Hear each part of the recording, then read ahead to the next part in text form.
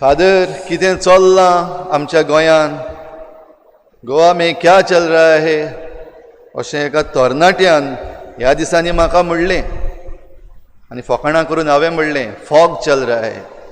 फॉग न्हय father, fog चल्ला. आमच्या गोंयान सगलो फोग जाल्लो आसा. तापोंक लागलो हो तरणाटो. पळय आमच्या गोंयान कितें चल्लां तें. आमच्या गोंयकारांक सेक्युरिटीच ना, भिवपाची गरज ना, भिवपाची गरज ना म्हणून आतां सगळीं भिरांतूच. कोण कोणाक तोपता, कोण कोणाक मारता, गोंयकारांक मारून उडयतात. हांव ताका म्हणटा राव रे मातसो सुसेगाद. आमच्या पर्यावरणाक चोय फादर कितें जाल्लें आसा. काय बरें देवान दिल्लें आमकां पर्यावरण आमचें गोंयचें, आनी ह्या पर्यावरणाचें निसंटन करीत आसात. थोडे जाण आपणाच्या फायद्याक लागून हें सगळें काबार करीत आसात, आनी आमचे मदलीं चडशीं जाणां तोंडाक बोट घालून ओग्गी आसात. हांव ताका तोरी म्हणटा मातसो सुसेगाद रे. आमच्या राजकारणाक पळय फादर कितें चल्लां. जो आमचो एक गव्हर्नर आसलो, बरें उलयतालो, गोंयकारांक सांबाळटालो, गोंयचें पर्यावरण सांबाळटालो, रातचे राती उबारलो, नाच केलो, काडलो दुसरे कडेन धाडलो. आमी विचून काडलेले आसात ते आमचे आमदार एके वाटेन तावन दुसरे वाटेन उडकी मारतात. सगळेंच आमचें निसंटन करून उडयतात. पयशांचे आशेक भुल्ल्यात. हांवें परतून म्हणलें बाबा उचांबड कित्याक जाता, मातसो शांत राव. मामी बीन तशेंच म्हणटा फादर, उचांबड जायनाका. हांव उचांबड ना, हांव डिस्कॉम्बॉबुलेटेड जाल्लो आसा. हांवें बेगीन म्हणलें आनी डिस्कॉम्बॉबुलेटेड आनी कितें गुगलाचेर सोदलें कितें काय म्हूण.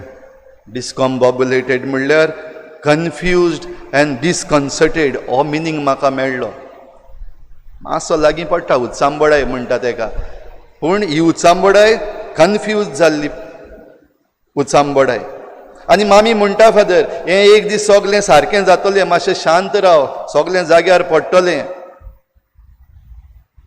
मामी म्हणलें तेन्नाच हांवें मागीर ताका म्हणलें मामी आनी कितें म्हणटा. फादर मामी म्हणटा आमी हें सगळें सांबाळपाक जाय. हें गोंय आनी ही भूंय म्हणल्यार आमचीच मांय कशी, आनी ती मांय कशी देखून आमी तिका सांबाळपाक जाय अशें म्हजी मामी म्हणटा फादर. मागीर मातसो थंड जालो आनी हांवूय मातसो थंड जालो, आनी म्हाकाय एक इल्लोसो होप दिसती पडलो, बरें आतां हो तरणाटो कितेंय तरी करपाचो आसा. मागीर हांवें ताका विचारलें बरें आतां कितें करया, तूं कितें करपाक तयार आसा. हें सगळें जें तुवें आतां सांगलां काय बरी लादीन बरें फास्ट सांगलां तुवें, त्या विशीं कितें करया, तूं कितें करता. फादर कोणें तरी निशेध मारपाक जाय, कोणें तरी उलोवपाक जाय, हें सगळें जाग्यार घालपाक जाय. तूं येता मरे. ना मामी म्हणटा फादर तूं वचनाका, कित्याक तुका आतांच गव्हर्मेंट जॉब आतांच मेळ्ळलो आसा, आनी जरी तर तूं गेलो जाल्यार तुका ते काडटले गव्हर्मेंट जॉबांतलो. मामी म्हणटा तूं वचनाका. तातूंत भितर मागीर हांव चिंतपाक लागलो म्हजी मामी कितें म्हणटा. म्हजी मामी म्हणटा ओनी थंय दिसती पडटा, आनी जरी तर सगळें सारकें ना तोंड बंद करून ओग्गी राव नाका, तोंड उगड आनी उलय, तुज्या काळजाक तरी शांती मेळटली. जें कितें वायट आसा ताका सांगात दिनाका, बरें आसा ताका सांगात दी, काळजाक खुशालकाय मेळटली. हें म्हजी मामी म्हणटा. आयज जरी तर तुमकां एकल्याक विचारलें तुजी मामी कितें म्हणटा, तुजी मांय कितें म्हणटा. आयचो विशय म्हणटा मारी भाशेन पवित्र आत्म्यान मिस्योनरां कशीं आमकां मागतात तेन्ना जेजूचे सोडवणेचे आमी गोवाय. आयज आवयांचो दीस म्हणटच मामी कितें म्हणटा तें एकदम गरजेचें. आमकां मामी दिल्ली आसा, आमची मांय, जेजूची मांय, ती आमची मांय. जेजूची मांय कितें म्हणटा, तिणें कितें म्हणलें हाचेरूय एक इल्लीशी नदर मारल्यार आमी बरी.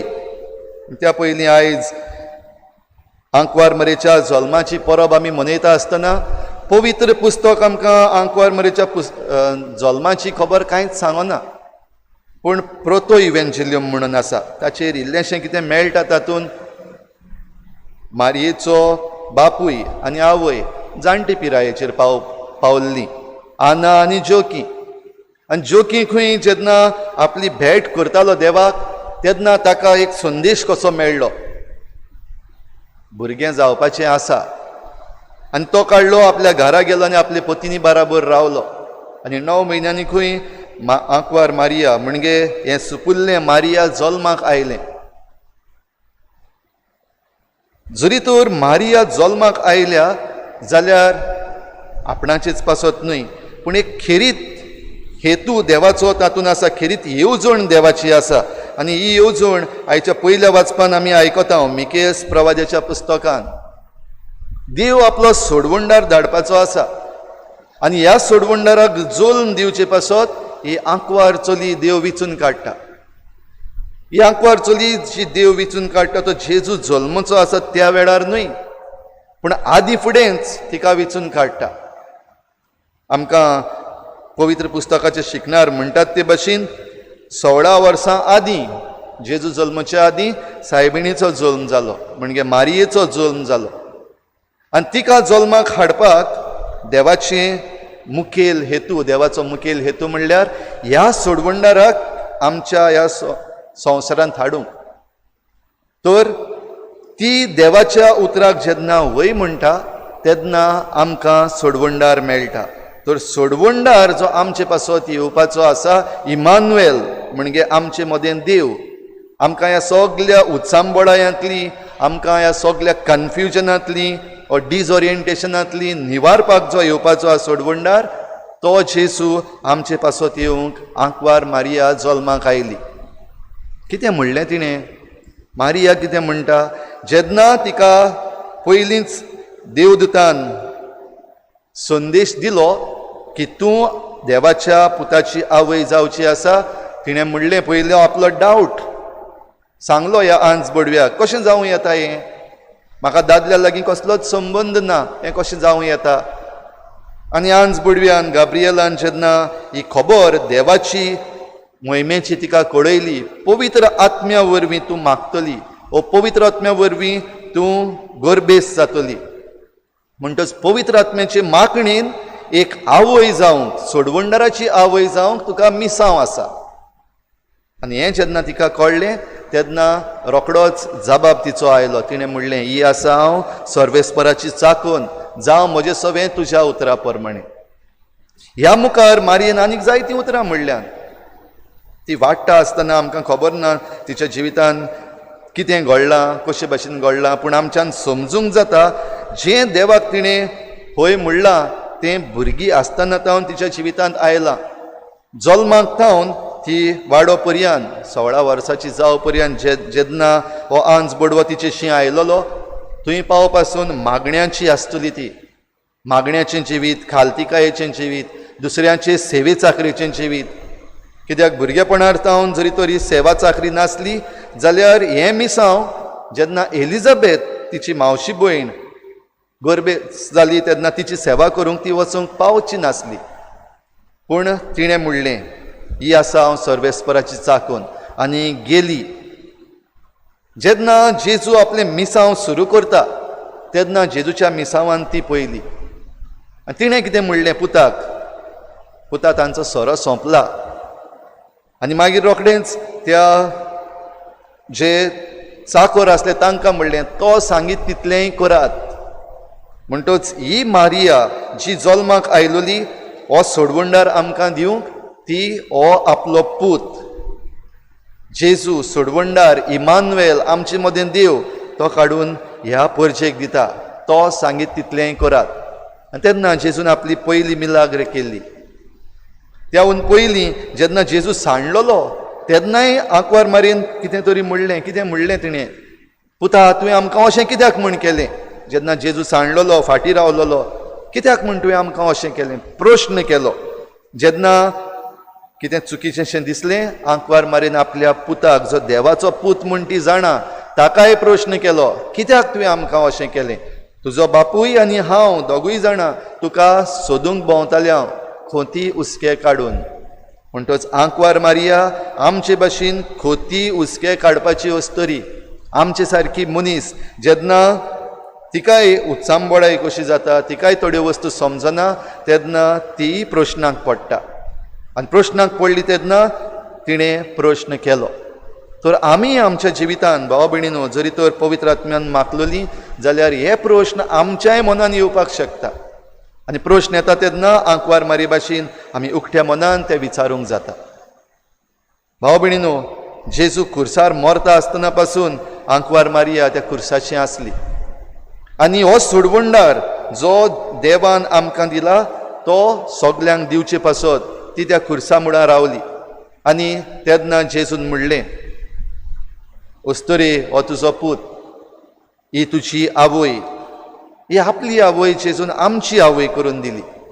आनी ही आमची आवय करून दिल्या तीच आवय आयज आमचे बराबर आसा. तिका आमी मान दिता, तिका आमी वर्णिता, तिची आमी नोवेनां करता, तिची आमी गितां गायता. कित्याक खरी मिस्योनार जेजूची ती पवित्र आत्म्यान मागली तेन्ना खरेपणी तिणें मिसांव आपल्या फुडें व्हेलें आनी जेजूची गोवाय जाली. तर आयज तुजी माय कितें म्हणटा, तुजी मामी कितें म्हणटा, वो आयज आमची सृश्टी माता कितें म्हणटा, आयज आमकां मिसांव दिल्लें आसा तें करूंक आमकां आपयता खरेपणी. आनी आमचे आवयचो आयज आमी जल्माचो दीस जेन्ना मनयता, ही उतरां जी आज बडव्यान जुजेक सांगलोलीं, आंकवार मारीचें हें मिसांव फुडें व्हरता आसतना जुजे, जाचे लागीं तिका लग्नाचें उतर जाल्लें, ताका आज बडव्यान सांगलें, जुजे, दाविदाच्या पुता, मारयेक तुजी पतीन कशी तुज्या सांगाताक घेवंक भिवू नाका. बाबा भयणीनो, आयज भिरांत जरी तर जायती आसा, जे भाशेन हो तरणाटो म्हाका म्हणटालो, आयज आमकां गोंयकारांक सेक्युरिटी ना, भिरांत पडलेली आसा, जाल्यार पयले सुवातेर भियेनाका. कित्याक जशें मिकेस प्रवाद्याच्या पुस्तकान आयच्या पयल्या वाचपान आमी आयकलां, जी जल्मां हाडची आसा ती जल्मां हाडी पर्यंत सर्वेस्पर तांकां सांडून दितलो. म्हणजे आमकां इल्लीशी सांडल्यांत काय? कित्याक जायत्यो वस्तू ज्यो आमी करूंक जाय, आमच्या मिसांव जिवंक जाय, ते आमी घडये जियेना. सायबीण माय भशेन आमी घडये आजून पासून म्हणूंक लागूंक ना, ही आसा हांव सर्वेस्पराची चाकून, हो आसा हांव सर्वेस्पराचो चाकूर, जावं म्हजें सगळें तुज्या उतरा प्रमाणे. ही उतरां आमी देवाक घडये आजून पासून सारकी म्हणूंक ना, आनी सांडलोली कशी जाल्ली आसा. पूण त्या उपरांत रोखडेंच दुसरें आमकां मेळटा. उपरांत तांच्या भावा भयणीचो एक उरलोलो जोमो इस्रायेलाच्या पुता दुवांच्या एकवटान परततलो. म्हणटच बरे दीस, अच्छे दिन म्हणटात ते परतून येतले. बेस्तेच न्हय, पूण हो एक जोमो जो खात्रेन रावल्लो आसा तो परतो येतलो.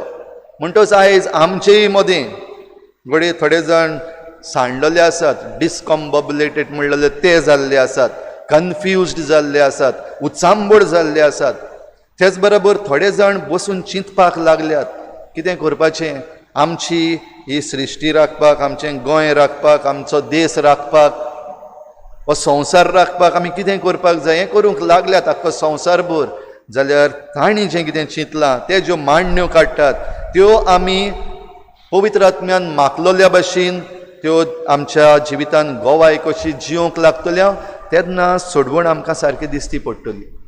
तर आयज आमचे सर्गीचे आवयचो जल्माचो दीस मनयता आसतना आमच्या आवयांक आमी सलाम करता. आमच्या आवयांनी आमकां जायतें बरें शिकयलां, जायतें बरें शिकयलां, तातूंत आमी घडये थोडें शिकल्या, थोडें शिकूंक ना. जें कितें बरें आसा आनी आमच्या आवयांनी आमकां शिकयलां आनी शिकोवंक प्रयत्न करतात, तें आमी शिकूंक उक्त्या मनाची जावपाक जाय. तेन्नाच आमची सोडवण लागीं लागीं पावतली. नाजाल्यार आजून पासून आमी सांडलोलीं उरतल्या. आमच्यो आवयो जायते पावटी आमचे पासून ते कोश्ट काडटात ते आमकां दिसती पडना. आनी जायते पावटी दिसती पडल्यात जाल्यार पासून आमचे मदें असलीं भुरगीं आसा, तो कायदो तुजो, तुवें करूंकूच जाय आसलें असलेंय म्हणपाचें आमचे मदें घडये आयज भुरगीं आसात. जाल्यार आमच्यो आवयो जो वावर, जो सॅक्रिफीस आमचे पासत करतात, तो आमी मानून घेवंक उक्त्या काळजाची जावंक गरज. आनी तेन्नाच आमी उक्त्या काळजान, उक्त्या मनान जेन्ना देवाशी येता, आमच्या आवयच्या मार्गदर्शना वरवीं, तेन्ना आमी जण एकलो जेजूचे सोडवणीचे आमी गोवाय जावंक शकता. रायच्या दिसाक भावा भयणीनो, ही कृपा आमकां सगल्यांक मागुया. आमच्या आवयां पासत, आमचे सर्गीचे आवय पासत देवाक आर्गां दिवया. आमकां जें शिकूंक मेळ्ळां त्या पासत देवाक आर्गां दिवया. आनी जेजूचे सोडवणीचे गोवाय जावंक आमी फुडें सरुया.